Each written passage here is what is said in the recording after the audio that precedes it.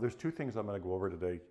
The first is I adapted a lens to the X-Pro 3, which is the Leica Summicron. It's a 1970 copy. They called this the ugly stepchild because it was supposed to be lesser of a lens than all the other Summicrons they put out. But with my use with it, I absolutely love it.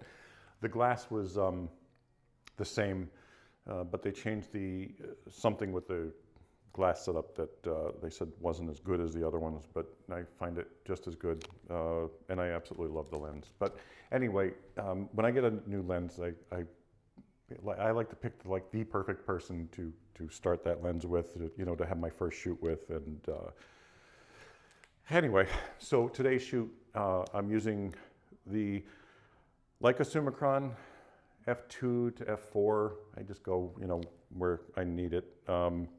Not to shoot everything wide open, but I shot both inside and outside. And the other thing I wanted to show you during the shoot, now I'm not big on gimmicky things for photography, and you know how many gimmicky things are out there. They're everywhere. But I love using speed lights. I have the big studio lights, and I have the battery ones, the B10s and so forth, and the A10s and the A1X, and even the little Godox, I have those, and I love them. They're all great lights. But I hate carrying soft boxes around, and an umbrella outside is just trouble waiting to happen. I like the little things, but this here, round flash it's called. I don't remember how I got it the first time, but I think the first one I got was one of the generic ones from China. And it was a friend's. He said, here, try this. And I was like, okay, it's fine. But then I tried the actual round flash, and I think B&H is the only one that has them in this area, in the States. But it opens up this big, goes on the flash. It's easy to put together, and I'm not gonna, you just pull and put it in the hole and it sticks together. But it's like a little beauty dish. But the light this puts out, I really love it. It's not perfect by any means, but to take this head and put it into this, it is. I'm sorry, I'll show you the photos. You'll see them as we're going through. And I apologize for the video quality. I was using a little Insta360 Go because I just didn't want to take a tripod outside with a big camera. And so once I started shooting it with it, even in the studio, I just kept with it. So some of the image quality is going to be bad, and I apologize for that. But you'll get the idea at least. I use this with just one flash, and then there's a couple shots I added a second speed light behind the model. But I'm thinking you're going to be really impressed with this. It's pricey, the original one, and I have to say, this one compared to the generics, it's night and day. Light quality and construction, everything. But for something this small, to put out light like it does, and to give the look that I get from it, I love it. I take it everywhere. I don't use it all the time, just when I have to, or I don't want to carry a big thing. And if I'm in an area that is going to frown on a flash and all that stuff, I take this because it's small and nobody questions about it. But anyway, enjoy the shoot. I'm really looking forward to using the Leica lens on the X-Pro 3 body. Do I think these lenses are worth the money they charge for them? Probably not. I'm really happy with the Fuji. But to shoot with this, it's just fun. It takes me back. It's a 1970s lens. I enjoy the rendering from it, but on a daily basis for paid shoots, I couldn't do it. It would be, just because I'm old and it's too hard. Now there's some youngins out there that shoot with the Leica cameras and the manual lenses, and they do a great job.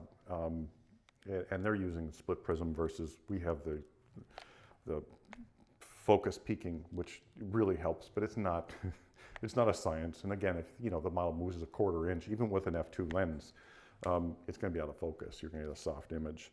And I also shot everything except for the last studio shots where it was dark. I shot everything on 640 ISO. because I wanted the 400 on the dynamic range. I really love that on these cameras. It works. You know, when you set it 400 and shoot at 640 ISO, it's amazing. So enjoy the shoot. If you have any questions about anything, let me know. Again, this is the round flash. I don't make any money off this stuff. I just show you products that I like and use. And I do use this, and it's a lot of fun. It's easy and it's lightweight. It's easy to pop on any flash. And you see I'm using it on a round head. You know, they were made for the rectangle heads, but they work great on the round heads too. So, you know, enjoy. Let me know what you think, and ask any questions if you have any. Be glad to answer them. Enjoy. Thanks.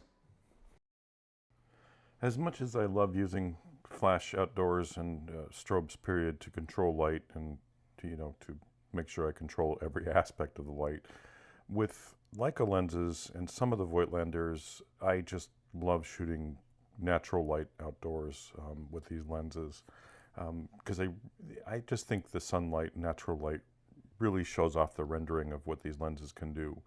Now, all the shots outdoors were shot at f2, and I use that ISO 640 because of the dynamic range on the X-Pro 3 and other Fuji cameras, of course, but that protection of the highlights, it just adds a little something. And as you can see with these images, this rendering, it's beautiful. I love the way it looks. I love the way it comes out. Now, indoors, I did use natural light. And I have that giant window in my studio, but it has this film on it, which gives it a blue cast, which is not the greatest. You know, I set my white balance by Kelvin, which I believe it's like 6800 or 6870, somewhere around there. And for some reason, I just like the rendering of this lens better outdoors, but it by no means does it look bad indoors. You know, I love some of these shots. And I love working with this model because she's just a blast to work with. It makes it so much better when you have a model you enjoy working with. But anyway, these were all natural light, and I wanted to throw up this brownish, orangish background just to see how it would render with this lens as well. Now this is that round flash. I just wanted to do a couple shots to show you what it can do. It's so easy to put up. It's so lightweight. This is great for just to have it in your pocket or have it in your camera bag if you need a quick strobe somewhere. And it works great with these, any light, any flash gun, it'll work great with. It works on the rectangle heads and the round heads. I did a couple with that background, but we went to the white background right after this, and I wanted to see how it would do full length, and it did really well. It filled in extremely well. And then I went to black, so you can really get an idea of what it can do, you know, just with a speed light, and it's great. Now, her hair did disappear a little bit there, so this first shot is just with the one speed light, and then the second shot, I added a second speed light in the back. I'm sorry, both of them have the second light in the back, but you can see the rendering, it looks great.